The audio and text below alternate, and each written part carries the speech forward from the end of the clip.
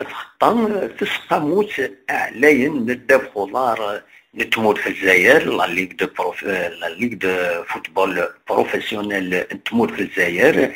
اسلواي لاجي اس كان مسموح من الشريف حناشي سوح بس غاف تغزين وسكواس غيرسن 6 شهور العظيم اون سسبونسيون دون اني 6 شهور اون سورسي.